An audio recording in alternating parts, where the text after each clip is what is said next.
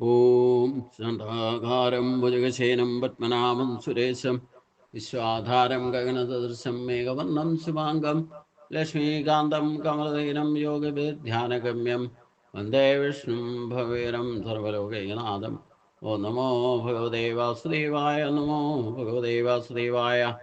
ഓം ശ്രീകൃഷ്ണായ പരബ്രഹ്മണേ നമ. എല്ലാ സജ്ജനങ്ങൾക്കും ഗുരുവായൂരപ്പൻ്റെ നാമത്തിൽ സാഷ്ടാംഗ പ്രണാമം. ശ്രീകൃഷ്ണ ചരിതാമൃതത്തിൽ ശ്രീമദ് ഭാഗവത ഭഗവത്ഗീത നമ്മൾ ചിന്തിക്കാൻ തുടങ്ങിയത് നവയോഗി സംവാദമാണ്.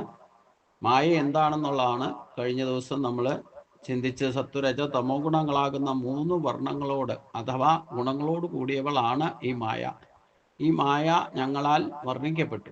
ഇനി അങ്ങ് എന്ത് കേൾക്കാൻ ആഗ്രഹിക്കുന്നു എന്ന് പറഞ്ഞാലും എന്ന് അന്തരീക്ഷൻ ചോദിച്ചു. ഏഷാം മായ ഭഗവത, ഇവളാണ് ഭഗവാന്റെ മായ. പ്രപഞ്ചത്തിന്റെ പരമകാരണവും അഖണ്ഡ ബോധസ്വരൂപമായിരിക്കുന്ന ബ്രഹ്മമാണ് ഭഗവാൻ. ബ്രഹ്മത്തിന്റെ ശക്തിയാണ് മായ. ഈ ശക്തിക്ക് മായ എന്നതിന് എന്തിനു പേരിട്ടു? ഭഗവാൻ ലോക കേവല ആനന്ദ സ്വരൂപനും ആപ്തകാമനുമാണ്. ഭഗവാൻ ഇങ്ങനെ ഒരു ശക്തി എന്തിനാണ്? ഈ ചോദ്യത്തിന് യുക്തമായ സമാധാനം ഒരിക്കലും കണ്ടെത്താൻ സാധ്യമല്ല. കഷ്ടിച്ച് ഭഗവാന്റെ സ്വഭാവം എന്ന് പറഞ്ഞ് സമാധാനിക്കുകയേ നിർവാഹമുള്ളൂ. എന്തിനാ ഇപ്പം മായ സൃഷ്ടിച്ച്? ആനന്ദസ്വരൂപനായിരിക്കുന്ന ഭഗവാൻ അതേപടി നിലനിന്നാ പോരായിരുന്നോ? നമ്മളെയൊക്കെ ഈ ചക്കരിൽപ്പെടുത്തുന്ന മായയെ എന്തിനു സൃഷ്ടിച്ചു എന്നാണ് ചോദ്യം. ആ ചോദ്യത്തിന് യുക്തമായിട്ടുള്ള സമാധാനം ഒരിക്കലും ലഭിക്കുന്നതല്ല. കഷ്ടിച്ച് ഭഗവാന്റെ സ്വഭാവം എന്ന് സമാധാനിക്കേ നിർവാഹമുള്ളൂ. ഇപ്പൊ നമ്മുടെ സ്വഭാവം കൊണ്ട് നമ്മൾ ഓരോന്ന് പ്രവർത്തിക്കുന്നത് എന്തുകൊണ്ട് ഇങ്ങനെ തോന്നി, ഇല്ലെങ്കിൽ എന്തുകൊണ്ട് ഇങ്ങനെ ചെയ്തു എന്ന് ചില ഒരു ചോദ്യം ചോദിച്ചാൽ അതിന് യുക്തിയുക്തമായിട്ട് നമുക്ക് ഉത്തരം കൊടുക്കാനുണ്ടാവില്ല. എങ്ങനെ ഈ മാറ്റം സംഭവിച്ചതെന്ന് ചോദിച്ചാൽ പലരും എന്നോട് തന്നെ ചോദിച്ചിട്ടുണ്ട്, എങ്ങനെ ഇത് എവിടുന്ന് സാധിച്ചു, എങ്ങനെയാണ് ഇതിന് ഒരു പ്രമാണം എന്താന്ന് ചോദിച്ചു കഴിഞ്ഞാൽ യുക്തിസഹജമായിട്ട് അത് ഒരു സമയത്ത് അങ്ങനെ സംഭവിച്ചു. അതിന് യുക്തിയുക്തമായിട്ടുള്ള ഒരു സമാധാനം നമുക്ക് തെളിവ് കൊടുക്കാൻ സാധിക്കും. നമുക്കുണ്ടായ ഒരു അനുഭവമാണ്. അത് മറ്റൊരാൾക്ക് എങ്ങനെ പ്രമാണമാക്കി കൊടുക്കാൻ പറ്റും?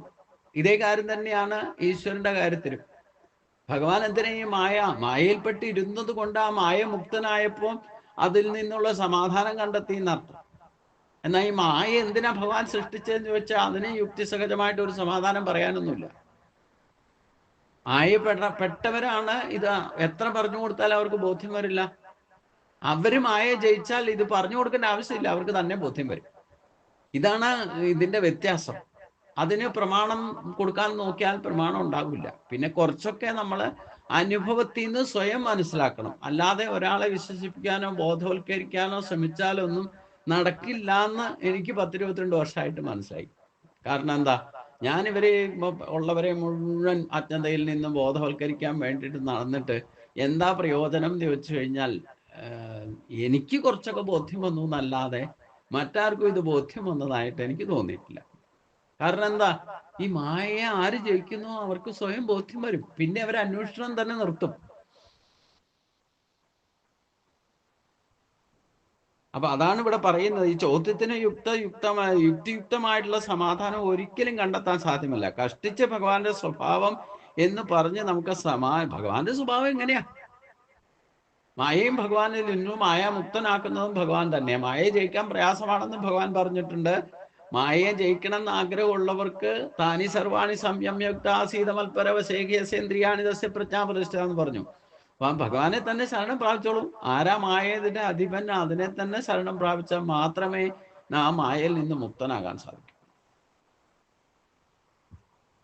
അതിനെന്താ പ്രമാണം എന്ന് വെച്ച് കഴിഞ്ഞാൽ അത് ചെയ്തിട്ട് അനുഭവിച്ചറിഞ്ഞോളൂ, അല്ലാതെ പ്രമാണം പറയാൻ പറ്റില്ല. പിന്നെ സമാധാനത്തിന് ഇപ്പം എൻ്റെ അനുഭവം വേണമെങ്കിൽ പറയാം മാത്രം. അത് നിങ്ങൾക്ക് സമാധാനം ആയിക്കൊണ്ടെന്ന്, നിങ്ങൾക്ക് യഥാർത്ഥത്തിൽ സമാധാനം അനുഭവിച്ചറിയണമെങ്കിൽ ഈ പ്രോസസ്സ് നിങ്ങൾ ചെയ്തിട്ട് നിങ്ങൾക്കത് അനുഭവയോഗ്യമാകുമ്പോഴേ ഇത് ശരിക്കും ശരിയാണെന്ന് മധ്യമം. ഇല്ലെങ്കിൽ ഒരു സമാധാനം നമുക്കത് കേൾക്കാനും കൂടെ ഒരു താല്പര്യം ഉണ്ടാകണമല്ലോ. അത് ജിജ്ഞാസുവാകുന്നവർക്ക് താല്പര്യം ഉണ്ടാകുക. ഇല്ലെങ്കിൽ ഇത് ശ്രദ്ധിക്കില്ല, കേൾക്കില്ല. അപ്പൊ അതുകൊണ്ട് ഈ വസ്തുവിന് എന്തിനീ ശക്തി എന്ന് നിഷ്കൃഷ്ടമായിട്ട് ശക്തിയെ വിലയിരുത്താനേ സാധ്യമല്ല. അതിന് ഒരു നിധാനം നമുക്ക് പറയാനോ കാണിച്ചു കൊടുക്കാനോ സാധ്യമല്ല. ശക്തിയുടെ പ്രവർത്തനങ്ങൾ കാണുന്നത് പോലെ വിവരിക്കാം.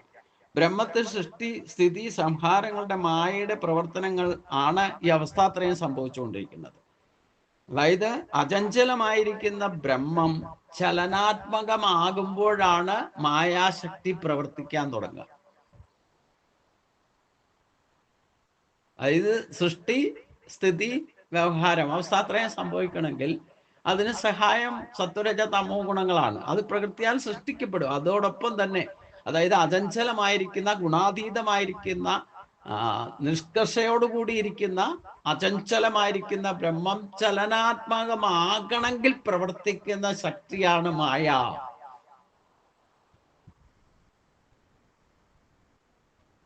ആ മായ ഇല്ലെങ്കിൽ സൃഷ്ടി അവസ്ഥാത്രയം സംഭവിക്കില്ല എന്നർത്ഥം.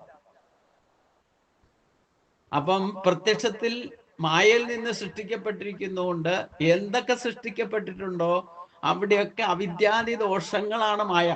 അതുകൊണ്ടാണ് സൃഷ്ടിയിൽ തന്നെ അവിദ്യാദി ദോഷങ്ങളാണ് ബ്രഹ്മാവ് ആദ്യം സൃഷ്ടിച്ചതെന്ന് പറഞ്ഞാൽ, ഈശ്വരന്റെ പ്രഭാവം കൊണ്ടാണ് ബ്രഹ്മാവ് സൃഷ്ടി ആരംഭിച്ചെങ്കിൽ ആദ്യം മായാശക്തിയാണ് അവിദ്യാദി ദോഷങ്ങളെയാണ് ആദ്യം സൃഷ്ടിച്ചതെന്ന് പറഞ്ഞാൽ, ഈ അവിദ്യാദി ദോഷങ്ങൾ എന്തിനാണെന്ന് ചോദിച്ചു കഴിഞ്ഞാൽ യഥാർത്ഥ അചഞ്ചലമായിരിക്കുന്ന ബ്രഹ്മത്തിന്റെ ശക്തിയെ രഹസ്യമാക്കി മറച്ചു വെക്കുക എന്നുള്ളതാണ് അവിദ്യാദി ദോഷങ്ങളുടെ ഏറ്റവും വലിയ ഡ്യൂട്ടി.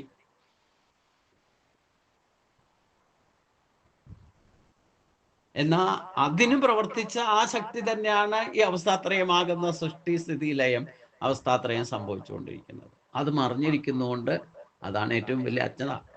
അത് മറിഞ്ഞിരിക്കുന്നത് കണ്ടുപിടിക്കാൻ ശ്രമിച്ചാൽ ആർക്കാണോ കണ്ടുപിടിക്കാൻ സാധിക്കുന്നത് അവൻ മായ ചെയ്യും. അതുകൊണ്ട് പ്രവർത്തനത്തിൽ വേർതിരിയുന്ന ശക്തിയുടെ സ്വരൂപവും വിവരിക്കാം. ത്രിവർണമായിരിക്കുന്ന മായ, വെളുപ്പ്, ചുവപ്പ്, കറുപ്പ് എന്നാണ് ഇതിന്റെ നിറം കൽപ്പിച്ചാൽ. ഇത് തന്നെയാണ് ത്രിവർണങ്ങൾ എന്ന് പറയുന്നതും ഇത് തന്നെയാണ് ത്രിഗുണങ്ങൾ എന്ന് പറയുന്നത്. വെളുപ്പ് സത്വഗുണത്തെയും ചുവപ്പ് രജോ ഗുണത്തെയും കറുപ്പ് തമോ ഗുണത്തെയും പ്രതിനിധീകരിക്കുന്നു. പ്രകാശത്തിന്റെ ഗുണമാണ് സത്വം, അതായത് പ്രകാശമയമാണ്. പ്രവൃത്തിയുടെ ഗുണമാണ് രജസ്, അത് ചോപ്പാണ്, അപകടമാണ്. അജ്ഞാനത്തിന്റെ ഗുണമാണ് തമസ്, അതാണ് അന്ധകാരം. ഉന്നതിയാണ് സത്വം, മധ്യസ്ഥിതിയാണ് രജസ്, അധസ്ഥിതിയാണ് തമസ്. ശക്തികാര്യങ്ങളും അവയിലൂടെ വെളിപ്പെടുന്ന ശക്തി സ്വരൂപവും വിവരിക്കുകയല്ലാതെ ശക്തിയെ ശുദ്ധ സ്വരൂപത്തിൽ വിവരിക്കാൻ ആർക്കും സാധ്യമല്ല. ഇതിലുണ്ടാകുന്ന മാറ്റങ്ങൾ കണ്ടിട്ട് ഇന്നതാണ് സത്വം, സാത്വിക ഭാവം, ഇന്നതാണ് രാജസഭാവം, ഇന്നതാണ് താമസിക ഭാവം എന്ന് നമുക്ക് വിവരിക്കാൻ സാധിക്കും. പക്ഷേ ഇത് വിവരിക്കുകയല്ലാതെ ശക്തിയെ ശുദ്ധ സ്വരൂപത്തിൽ വിവരിക്കാൻ ആർക്കും സാധ്യമല്ല. അത് ബോധ്യം വരണം. എന്നിൽ എപ്പോഴാണ് സത്വഗുണ പ്രഭാവം കൂടുന്നതെന്നും എന്നിൽ രജോ ഗുണ പ്രഭാവം കൂടുതലുള്ളത് എന്താണെന്നും അത് ദുഃഖഹേതുക്കളാണോ, ഇതിന്റെ എല്ലാം സത്വഗുണത്തിനെ ഉയർത്തിക്കൊണ്ടുവന്നാലുള്ള ഗുണവും ഇനി രജോ ഗുണം പ്രവർത്തിച്ചാൽ ഉള്ള ഭൗതിക നേട്ടങ്ങളും അതിൽ നിന്നുണ്ടാകുന്ന ദോഷങ്ങളും ദുഃഖഹേതുക്കളാകും എന്ന് തിരിച്ചറിയുന്നത് എനിക്കുണ്ടായ അനുഭവം വെച്ചിട്ട് നിങ്ങളോട് വിശദീകരിക്കാൻ സാധിക്കും. നിങ്ങൾക്കത് ഞാൻ വിവരിക്കുന്ന കേട്ടാലും കാര്യമില്ല. നിങ്ങൾക്കത് നിങ്ങളുടെ അനുഭവത്തിൽ നിന്ന് സത്വരജ തമോ ഗുണങ്ങളുടെ വേരിയേഷൻസിൽ ഉണ്ടാകുന്ന ഗുണവും ദോഷവും നിങ്ങൾ സ്വയം തിരിച്ചറിഞ്ഞ് ബോധ്യപ്പെടണം. അതാണ് ഇവിടെ വിവരിക്കാൻ സാധിച്ചാലും അത് ബോധ്യം വരുന്നതല്ല എന്ന് പറഞ്ഞതിന്റെ കാര്യം. അവരവർക്ക് ബോധ്യം വരണമെങ്കിൽ അവരവർ തന്നെ അത് അനുഭവിച്ചറിയണം. അതുകൊണ്ട് അജ്ഞാനത്തിന്റെ ഗുണമാണ് തമസ്, ഉന്നതിയാണ് സത്വം, മധ്യസ്ഥിലാണ് രജസ്, അധസ്ഥിതിയാണ് തമസ്. ശക്തികാര്യങ്ങളും അവയിലൂടെ വെളിപ്പെടുന്ന ശക്തി സ്വരൂപം വിവരിക്കുകയല്ലാതെ, അനുഭവത്തിൽ നിന്ന് വിവരിക്കുകയല്ലാതെ ശക്തിയെ ശുദ്ധ സ്വരൂപത്തിൽ അതിനെ എക്സ്പ്ലെയിൻ ചെയ്യാനും വിവരിക്കാനും ആർക്കും സാധ്യമല്ല. ശക്തി ശുദ്ധ സ്വരൂപത്തിൽ അനിർവചനീയമാണ്. അതുകൊണ്ടാണ് ശക്തികാര്യങ്ങളായിരിക്കുന്ന സൃഷ്ടി, സ്ഥിതി, ലയങ്ങൾ, പ്രളയങ്ങൾ വിവരിച്ചിട്ട് മായയെ ഞങ്ങൾ വിവരിച്ചു കഴിഞ്ഞിരിക്കുന്നു എന്ന അന്തരീക്ഷം പ്രഖ്യാപിച്ചത്. മായ വിവരണം കേട്ടുകഴിഞ്ഞ നിമി ചക്രവർത്തി വീണ്ടും ചോദിച്ചു, ഈ മായ ഈശ്വര ശക്തിയാണെന്നല്ലേ പറഞ്ഞത്? മനസ്സിനപ്പുറമുള്ള ധീരന്മാർക്കല്ലാതെ ഇവളെ ഈ മായയെ കടക്കുക സാധ്യമല്ല എന്നും പറഞ്ഞു. സ്ഥൂല ദൃശ്യങ്ങളിൽ മോഹബദ്ധിരായിരിക്കുന്ന ലൗകികന്മാർക്ക് ഈ മായയെ എളുപ്പത്തിൽ കടക്കാൻ വല്ല വഴിയുമുണ്ടോ? മഹർഷേ, ഈ സംശയം തീർത്തു തന്നാലും. അതായത് നമ്മെപ്പോലെയുള്ള ഈ സൃഷ്ടിയുടെ വ്യവഹാരത്തിൽ കുടുങ്ങി ഭൗതിക ലൗകിക സുഖഭോഗങ്ങളിൽ മുഴുകിക്കഴിയുന്ന നമുക്ക് എങ്ങനെയാണ് സാധാരണ ഒരു ഭക്തർക്ക്, ഈ ലൗകികന്മാർക്ക് എങ്ങനെ മായയെ കടക്കാൻ വല്ല വഴിയുമുണ്ടോ എന്ന് നിമി രാജാവ് ഈ മുനിമാരോട് ചോദിച്ചു. ഈ സംശയത്തിന് ഉത്തരം നൽകുന്നത് പ്രബുദ്ധൻ എന്ന പേരിൽ ഉള്ള മുനിയാണ് ഇതിന് ഉത്തരം നൽകുന്നത്. നവയോഗികളിൽ 4-മനായിരിക്കുന്ന പ്രബുദ്ധനാണ് നിമി രാജാവിന്റെ ഈ ചോദ്യത്തിന്, അതായത് ലൗകികന്മാർക്ക് മായയെ കടക്കാനുള്ള വഴി വല്ലതുമുണ്ടോ എന്ന് ചോദിക്കുന്നു. അതാണ് ആ ചോദ്യം. അതിന് ഉത്തരം പറയുന്നത്, ദുഃഖമില്ലാതാക്കാനും സുഖം ലഭിക്കാനുമായിട്ട് കർമ്മങ്ങളിൽ ഏർപ്പെടുന്ന ഗൃഹസ്ഥന്മാരായിരിക്കുന്ന ആളുകൾക്ക് ഫലം മറിച്ച് വന്നു ചേരുന്നതായിട്ട് കണ്ടറിയണം. പശ്യേത് പാക വിപര്യാസം എന്നാണ് ഇതിനെ പറയുന്നത്. ഫലം മറിച്ചു വന്ന്, അതായത് ഫലം മറിച്ചു വന്ന് ചേരുന്നതായിട്ട് കണ്ടറിയണം. മായയെ എളുപ്പം കടക്കാൻ അത്യന്തം ഉപകരിക്കുന്ന കാരണം ഇവിടെ പ്രബുദ്ധൻ വെളിപ്പെടുത്തിയിരിക്കുന്നത്, ലോക ആരംഭം മുതൽ മാറ്റമില്ലാതെ കണ്ടുവരുന്ന ഒരു യാഥാർത്ഥ്യം മനുഷ്യൻ നോക്കിക്കാണണമെന്നാണ് അദ്ദേഹം ആവശ്യപ്പെടുന്നത്. എന്താണത്? ദുഃഖം ഇല്ലാതാക്കാനും സുഖം കിട്ടാനുമാണ് കർമ്മം ആരംഭിക്കുന്നത്. എന്നാൽ എന്നും ഫലം മറിച്ച് സംഭവിക്കുകയും ചെയ്യുന്നു. കർമ്മസാധനമായിരിക്കുന്ന ദേഹം തന്നെ ക്രമേണ ജരാനര ബാധിച്ച് ക്ഷയിക്കാൻ ഇടവരുന്നു. ഒടുവിൽ ഒരു പരിഹാരവും ഇല്ലാതെ മരണത്തിൽപ്പെട്ട് മറയുകയും ചെയ്യുന്നു. ഇനിയും സുഖത്തിനായിക്കൊണ്ട് സഞ്ചയിക്കപ്പെടുന്ന ജഡസാമഗ്രികളുടെ കഥയും ഏതാണ്ട് ഇങ്ങനെ തന്നെ. അവയുടെ ജീർണതയും കേടുപാടുകളും സദാ മനസ്സിനെ വ്യാകുലപ്പെടുത്തിക്കൊണ്ടിരിക്കും. ചക്രവർത്തിയുടെ സാമ്രാജ്യമായാലും കഥ ഇത് തന്നെ. ഒടുവിൽ ജീവിതം മുഴുവൻ പ്രയത്നിച്ച് നേടിയതെല്ലാം വിട്ടിട്ട് ഇവിടെ നിന്ന് ചേരുകയും, അതായത് ഇതെല്ലാം വിട്ടിട്ട് ഇവിടെ നിന്ന് യാത്രയാകേണ്ടതായിട്ടും വരുന്നു. സുഖം ആഗ്രഹിച്ചു, കടുത്ത ദുഃഖം വന്നു ചേരുകയും ചെയ്തു. താമര ഇലയിൽ പറ്റിയിരിക്കുന്ന വെള്ളത്തിൻ തുള്ളി പോലെ ജീവിതം അത്യന്തം ചഞ്ചലം. ദുരഭിമാനം കൊണ്ട്, രോഗപീഠ കൊണ്ടും ദുരിതം പൂർണ്ണം. അങ്ങനെ ലോകം മുഴുവൻ ശോകഹതം. ഒടുവിൽ കണ്ണുനീർ വാർത്ത് പിടഞ്ഞ് മരണം. ഇതിൽ കൂടുതൽ എന്ത് ദുഃഖമാണ് വരാനുള്ളത്? ജീവിതത്തിന്റെ ഈ ഇരുളടഞ്ഞ ദുഃഖമയമായത് തന്നെ നോക്കിക്കാണാത്ത ആള് എങ്ങനെ മായയെ ജയിക്കാൻ കഴിയും? ആത്യന്തികമായിട്ട് മനുഷ്യന്റെ സൃഷ്ടികാലത്ത് തൊട്ട് എല്ലാ കാലത്തും, ഏത് യുഗത്തിലാണ് സൃഷ്ടിച്ചാൽ അറിയാം, മനുഷ്യൻ ഈ നെട്ടോട്ടം ഓടുന്നത് മുഴുവൻ എന്തിനു വേണ്ടിയിട്ടാ? എനിക്ക് സുഖം ലഭിക്കണം എന്നുള്ള ആഗ്രഹങ്ങൾക്ക് വേണ്ടിയിട്ട്. സുഖം ലഭിക്കണം, ഇന്ദ്രിയ ഭോഗ സുഖങ്ങൾ വേണ്ടിയിട്ട് ആണ് ഈ നെട്ടോട്ടവും പ്രയത്നങ്ങളും. ഏതൊക്കെ തരത്തിൽ പ്രവർത്തിച്ചാലും ഒക്കെ ഉദ്ദേശം, പരമമായ ലക്ഷ്യം നമ്മുടെയൊക്കെ ആത്യന്തികമായിട്ട് സുഖം ലഭിക്കണമെന്ന് തന്നെയാണ്. അതിൽ യാതൊരു തർക്കവുമില്ല. പക്ഷെ അതിനുമുള്ള തത്രപ്പാടില് കർമ്മങ്ങൾ ഉണ്ടാകുന്നു, ആ കർമ്മങ്ങൾ ചെയ്യുന്നു. അതിൽ നിന്ന് കർമ്മഫലം 3 തരത്തിൽ വന്നുകൊണ്ടേയിരിക്കും. ശാശ്വതമായ സുഖം ആഗ്രഹിച്ച് പ്രവർത്തിച്ചിട്ടും ആ കർമ്മത്തിന്റെ ഗതി ഗഹനമാണെന്ന് ഭഗവാൻ പറഞ്ഞിട്ടുണ്ട്. അതുകൊണ്ട് തന്നെ അതിൽ നിന്ന് ദുഃഖമുണ്ടാകും. സുഖം ലഭിച്ചാൽ തന്നെ താൽക്കാലികമായ സുഖം ലഭിക്കും. അത് കാലപ്പഴക്കത്താൽ ഉണ്ടാകുന്ന ഗതിവിഗതികൾ കൊണ്ട് പ്രത്യക്ഷമായിരിക്കുന്നത്, നമ്മൾ ഇച്ഛിക്കുന്നത് കിട്ടിയാലും അത് നഷ്ടപ്പെടുമ്പോൾ ദുഃഖം. നമ്മുടെ ശരീരം പോലും നമ്മൾ ഇച്ഛ അനുസരിച്ചുകൊണ്ട് ജീവിക്കാൻ ഉത്സാഹത്തോടു കൂടി അവിടെ വന്ന് ജനിച്ചിരിക്കുന്നത്. പക്ഷേ കാലക്രമത്തിൽ നമുക്ക് ഈ ജരാനരകളൊക്കെ ബാധിക്കുമ്പോൾ, ഈ ജീവിച്ചിരിക്കുമ്പോൾ എന്തൊക്കെ സുഖം അനുഭവിച്ചാലും വേണ്ടില്ല, ഓരോ പ്രായം കൂടുന്നതനുസരിച്ച് അയ്യോ എനിക്ക് വയസ്സായി വയസ്സായി ഇങ്ങനെ പറഞ്ഞുകൊണ്ടിരിക്കും. ഓരോ പിറന്നാൾ കഴിയുമ്പോഴും ഇത്ര വർഷം കടന്നുപോയോ. അത് തന്നെ നമുക്ക് ദുഃഖഹേതുക്കളായിട്ട് മാറുകയാണ്. അപ്പൊ പിന്നെ ഈ ശരീരം കൊണ്ട് ഇന്ദ്രിയ ഭോഗസുഖങ്ങൾ അനുഭവിക്കാൻ വേണ്ടിയിട്ട്, സുഖം അനുഭവിക്കാൻ വേണ്ടിയിട്ടാണ് പ്രയത്നിക്കുന്നത് മുഴുവൻ. നമ്മൾ ചിന്ത, വാക്ക്, പ്രവൃത്തി ഒക്കെ അത് ഈശ്വരീയമായാലും നിരീശ്വരവാദി ആയാലും വേണ്ടില്ല, ഈശ്വരവാദി ആയാലും വേണ്ടില്ല, എല്ലാവരുടെ ആഗ്രഹം സുഖമായിട്ട് ജീവിക്കണം. അതൊരു കോമൺ എഫക്റ്റാണ്. പക്ഷെ വന്ന് ഭവിക്കുന്നത് എന്താ? സുഖം കിട്ടിയാലും വേണ്ടില്ല, സുഖത്തിന്റെ പുറകെ ദുഃഖം വരും. ദുഃഖം കഴിയുമ്പോൾ പിന്നെ അതിൽ നിന്ന് എങ്ങനെയെങ്കിലും നിവാരണം നടത്തി അടുത്തതിന്റെ പിന്നാലെ പോയി കുറച്ചു കാലം സുഖം അനുഭവിക്കും, വീണ്ടും ദുഃഖം. ആത്യന്തികമായിട്ട് അവസാനമായിട്ടോ ഈ ശരീരം തടഞ്ഞ് വിഷമിച്ച് അവസാനം എന്തെങ്കിലും രോഗം വന്ന് കരഞ്ഞ് വിളിച്ചുകൊണ്ട് മരണവും സംഭവിക്കും.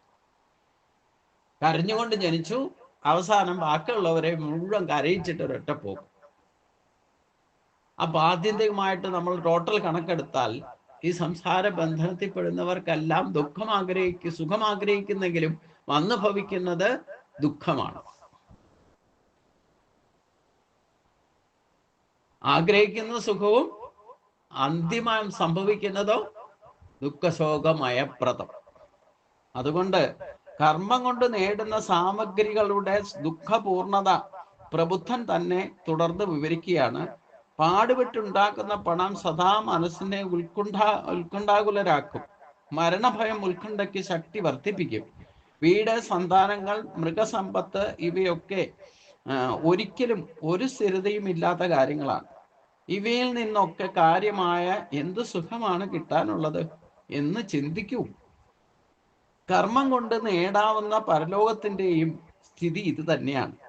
പരസ്പര സ്പർദ്ധ കൊണ്ട് മറ്റും ഇഹലോകം പോലെയോ അതിലധികമായോ ദുഃഖപ്രദമാണ് പരലോകവും. യുദ്ധം ചെയ്ത് കഴിഞ്ഞ് കിട്ടുന്ന സാമ്രാജ്യ ചക്രവർത്തിയുടെ ലോകം പോലെയാണ്. അപ്പൊ നമ്മൾ പുണ്യകർമ്മങ്ങളൊക്കെ ചെയ്ത് സ്വർഗം ലഭിക്കുന്നു പറഞ്ഞു പോയാൽ അവിടെയും നമ്മളെ പോലെയുള്ളവർ അവിടെ പോയിട്ട് അവിടെയും തർക്കവിതർക്കങ്ങളൊക്കെ ഉണ്ട്. അവിടെ സമാധാനത്തോടെ ഇപ്പം പരലോക നിയമങ്ങൾ അനുസരിച്ചുകൊണ്ട് അവിടെ ചെന്നാലും 2 കാറ്റഗറി ദുഷ്ടാത്മാക്കളും സദ്ധാത്മാക്കളെയും കാറ്റഗറി തിരിച്ചൊക്കെ നിർത്തിയിട്ടുണ്ടെങ്കിലും അവിടെയും ഗ്രേഡേഷൻസ് ഉണ്ട്. ഞാൻ പറഞ്ഞല്ലോ, നമ്മൾ 5ാമത്തെ മണ്ഡലം തൊട്ട് മുകളിലേക്കാണ് മുഴുവൻ സദ്ധാത്മാക്കളെ ഉള്ളൂ. പക്ഷെ അവിടെയും കാറ്റഗറൈസ് ചെയ്തിട്ടുണ്ട്. തന്നിലും ഉയർന്നവരും ടോപ്പിൽ നിൽക്കുന്ന ഓരോ മണ്ഡലത്തിന്റെ അധികാരിയും. ഇവിടെയൊക്കെ ഈ തർക്കവിതർക്കങ്ങളും ഡീഗ്രേഡേഷനും പ്രമോഷനും ഒക്കെ സംഭവിച്ചുകൊണ്ടിരിക്കുന്നുണ്ട്. അപ്പൊ അവിടെയും ശാശ്വതമായ സുഖം ലഭിക്കില്ല. അപ്പൊ നമുക്ക് ഈ സദ്ധാത്മാക്കൾ തന്നെ നിങ്ങൾക്ക് പെട്ടെന്ന് അപ്ഗ്രേഡേഷൻ, പ്രൊമോഷൻ കിട്ടുന്നുണ്ടെങ്കിൽ നിങ്ങൾ ഭൂമിയിൽ തിരിച്ച് ശരീരം എടുത്ത് പോകാൻ പറയും. അപ്പൊ നമ്മുടെ ഇഷ്ടം അനുസരിച്ചുകൊണ്ട് വേഗം മോക്ഷം കിട്ടാൻ വേണ്ടിയിട്ടാണ്, നല്ല മാർഗത്തിന് വേണ്ടിയിട്ടാണ് അവർ ഉപദേശിക്കുന്നതും. അത് ഉദ്ദേശ ലക്ഷ്യത്തോടെയാണ് നമ്മൾ വീണ്ടും ശരീരം എടുത്ത് ഭൂമിയിൽ വരും. ആരായിരിക്കണം അച്ഛനും അമ്മയെന്നൊക്കെ നമുക്ക് നിശ്ചയിക്കാം. അതനുസരിച്ച് നമ്മുടെ ഓപ്ഷൻ അവർ വിടുക.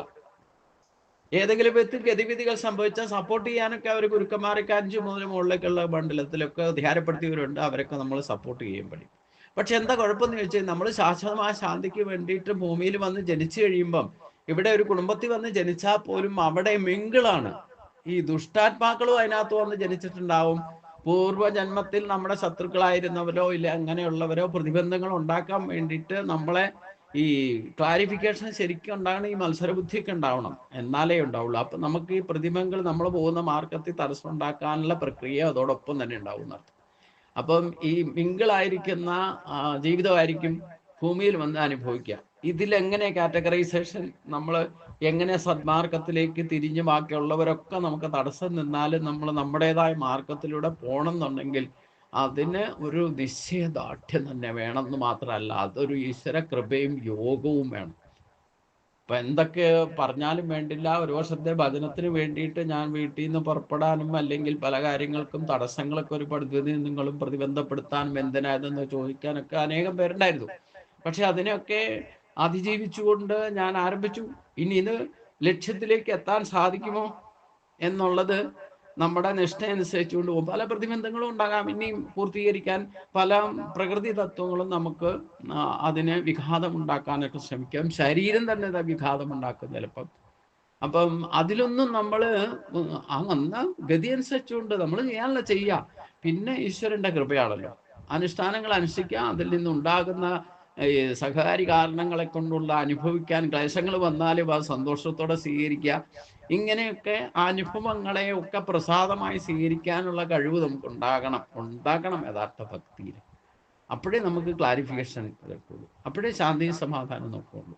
അപ്പൊ നമ്മൾ ഇതൊക്കെ പറഞ്ഞാലും ഒറ്റയ്ക്ക് ഇവിടെ കഴിയുമ്പം നമ്മൾ പലതര ചിന്തകളും ഇല്ലെങ്കിൽ നമുക്ക് പഴയ അറ്റാച്ച്മെന്റും വാസനാബലങ്ങളും ഒക്കെ പലതും തിളച്ചു പൊങ്ങി വരും. അത് നമ്മുടെ ഈ യഥാർത്ഥ ശുദ്ധഗതിയിലേക്ക് പോകുന്നവർക്ക് വിഘാതം ഉണ്ടാക്കും. നമ്മളെ ബാക്കി ലൗകികമായിട്ടുള്ള ലൗകികന്മാരോ ഇല്ലെങ്കിൽ അങ്ങനെയുള്ള ബന്ധങ്ങളൊക്കെ വിട്ടിട്ട് താമസിച്ചാലും ഈ മായ നമ്മുടെ നിഴല് പോലെ ഉണ്ടല്ലോ. ആ മായയെ ജയിക്കണം. അതിനെന്താ മാർഗം എന്നാണ് ഇവിടെ പ്രബുദ്ധനോട് രാജാവ് ചോദിക്കുന്നത്. അപ്പൊ അതുകൊണ്ട് ഈ കർമ്മം കൊണ്ട് നേടുന്ന ഈ സുഖ സാമഗ്രികളൊക്കെ തന്നെ ദുഃഖപൂർണമാണ്. നമ്മൾ സുഖമായിട്ട് ശാന്തസുന്ദരമായ ഒരു അന്തരീക്ഷത്തിൽ വന്ന് ഭജിക്കാന്ന് വിചാരിച്ചാലും ഇവിടെയും പല വിധത്തിലുള്ള പ്രതിബന്ധങ്ങളും ഒക്കെ ഉണ്ടാവും. ഇന്ന് കാട്ടിൽ പോയാൽ പോലും സമാധാനമായിട്ടിരിക്കാൻ പറ്റില്ല, കാരണം യഥാർത്ഥ കാടില്ല. അതാണ് പ്രശ്നം. നമ്മളിപ്പം മറ്റു ജീവികളെ ഓടിക്കുന്നതുകൊണ്ട് ഇപ്പം എൻ്റെ വീട്ടിലടക്കം ചില ആഴ്ചയിൽ ഒരു 4 പ്രാവശ്യമെങ്കിലും എവിടുന്നാ വരണേന്ന് അറിയില്ല, മയിലിൻ്റെയും ഇല്ലേ മറ്റു മുള്ളംപന്നി ഇങ്ങനെയുള്ളതൊക്കെ ഭയങ്കര ശല്യമായിട്ട് തീർന്നിരുന്നു. ഇപ്പൊ കുറെ കുരങ്ങന്മാരും കൂടെ ഇറങ്ങിയിട്ടുണ്ട്. അപ്പൊ ഏതൊക്കെ തരത്തിലാ നമുക്ക് പ്രതിബന്ധങ്ങൾ ഉണ്ടാക്കുന്നതെന്ന് ചോദിച്ചു കഴിഞ്ഞാൽ ഇപ്പൊ കാടും നാടും വീടും ഒക്കെ ഒരേപോലെ. ഏതാ കാട് ഏതാ നാടെന്ന് ഇപ്പൊ തിരിച്ചറിയാൻ മേലാത്ത അവസ്ഥയായി. കാരണം വന്യജീവികൾ വരെ പുറത്തേക്ക് ഇറങ്ങി തുടങ്ങിയതാണ്. അപ്പൊ അതുകൊണ്ട് അങ്ങനെ ഒരു സ്ഥിതിയാ. അതൊക്കെയാണ് ശരിക്കും പറഞ്ഞ ഈ മൂന്നാം ലോക മഹായുദ്ധത്തിലേക്കൊക്കെ പോയിക്കൊണ്ടിരിക്കുന്നു എന്ന് പറയുന്നതിന്റെ കാര്യം. അപ്പൊ കൃത്രിമമായിട്ട് മനുഷ്യൻ എന്തൊക്കെ ഉണ്ടാക്കി വെച്ചിട്ടുണ്ടോ അതൊക്കെ നശിച്ചേ മതിയാകും. അതാണ് ഈ സാമഗ്രികൾ എന്ന് പറയുന്നത്. കർമ്മം കൊണ്ട് നേടുന്ന സുഖ സാമഗ്രികളുടെ പിന്നാലെ മനുഷ്യൻ തൻ്റെ ശക്തി മുഴുവൻ ഉപയോഗിച്ചിട്ട് തന്നെ നശിപ്പിക്കാനുള്ള അണുവായുധം വരെ ഉണ്ടാക്കി വെച്ചിട്ട് സുഖം ഉണ്ടാകും എന്ന് പറഞ്ഞുകൊണ്ടിരിക്കുക, സമാധാനം ഉണ്ടാകും എന്ന് പറഞ്ഞിട്ട്. അത് കൈപ്പിടിച്ചുകൊണ്ടാണ് മത്സരം. എന്നാ ബ്രഹ്മോർജത്തെ ആശ്രയിക്കുന്നവർക്ക് ശാന്തി സമാധാനം ഇന്നും ലഭിക്കും.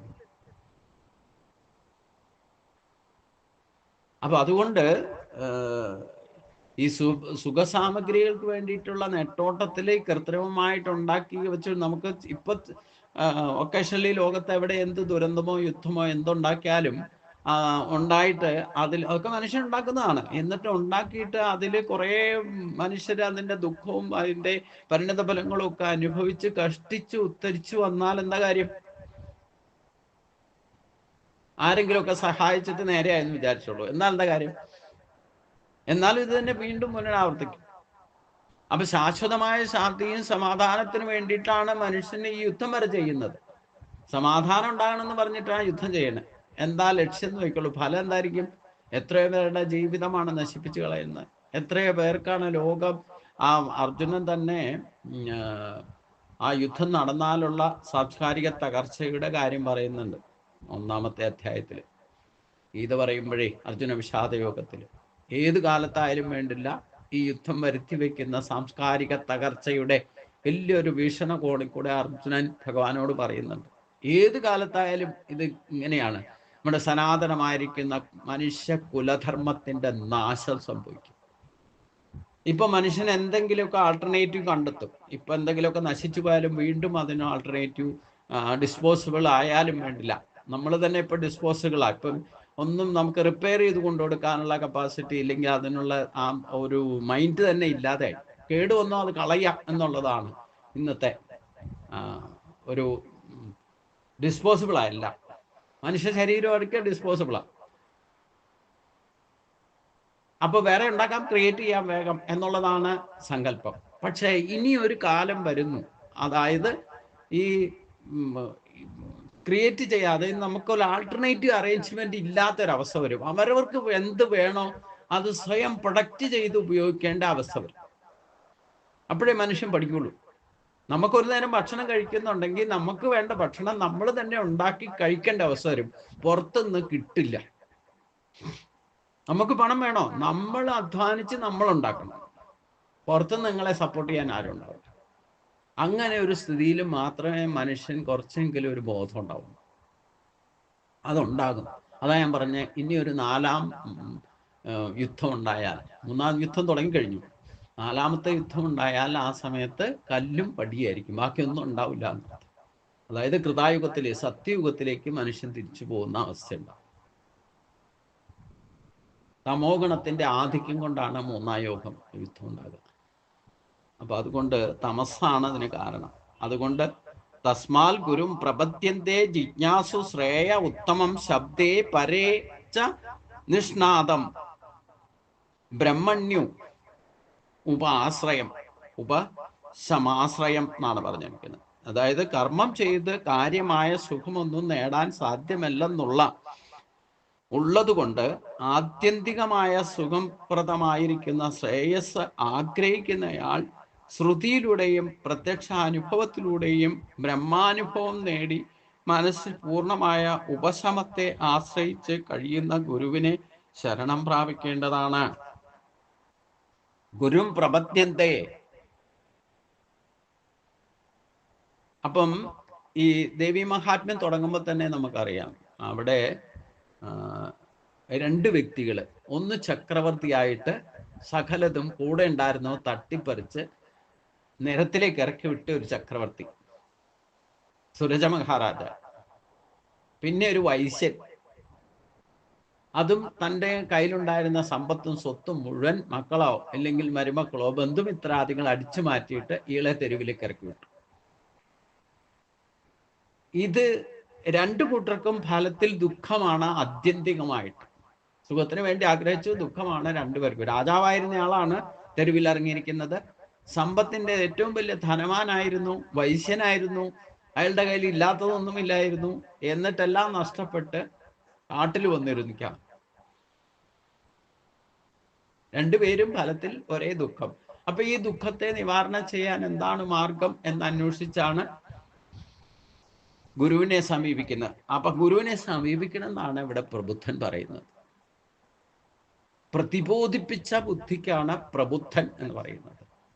പാർത്ഥായ പ്രതിബോധിത എന്ന് പറഞ്ഞാൽ മനുഷ്യായ പ്രതിബോധിത, മേധാബുദ്ധി പ്രവർത്തിക്കുമ്പോഴാണ് ഈ ശാശ്വതമായ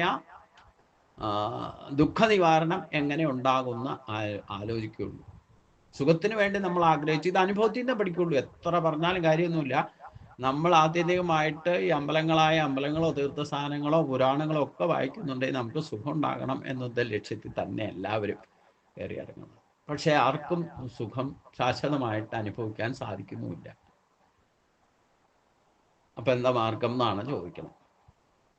അപ്പൊ അതിന് ഇവിടെ പ്രബുദ്ധൻ പറയുന്നത്, ഈ സുഖത്തിന് വേണ്ടിയിട്ടാണ് എല്ലാ മനുഷ്യജന്മത്തിന്റെ തന്നെ എല്ലാവരെയും, സ്ത്രീയോ പുരുഷനോ ബ്രാഹ്മണനോ ക്ഷത്രിയനോ വൈശ്യനോ ശൂദ്രനോ ആരും മനുഷ്യജന്മം കിട്ടുമ്പോഴാണ് എല്ലാ ജീവിതാലങ്ങളും അതേ ആഗ്രഹിക്കുന്നതാണെങ്കിൽ മനുഷ്യന് വിശേഷ ബുദ്ധിയുണ്ട്, പ്രബുദ്ധതയുണ്ട്.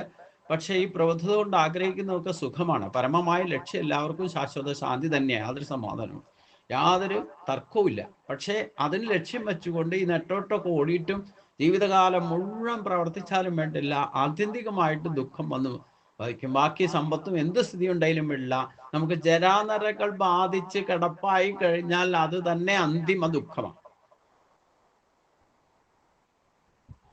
സമ്പത്ത് കൊണ്ടൊന്നും പരിഹരിക്കാൻ പറ്റാത്ത ദുഃഖം ആയിട്ട് നമ്മൾ ഭവിക്കും.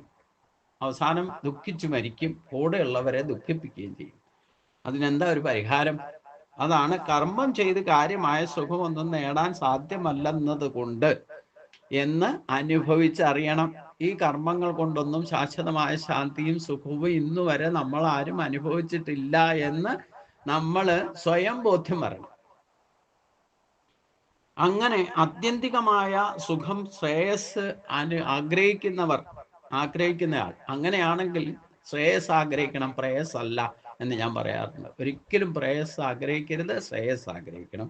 ശ്രേയസ് ആഗ്രഹിക്കുന്ന ആൾ ശ്രുതിയിലൂടെയും പ്രത്യക്ഷ അനുഭവത്തിലൂടെയും ബ്രഹ്മാനുഭവം സിദ്ധിച്ചിട്ടുള്ള തത്വദർശികളായിട്ടുള്ളവരെ സമീപിച്ച് ഉപശമത്തെ ആശ്രയിക്കണം. എന്ന് പറഞ്ഞാൽ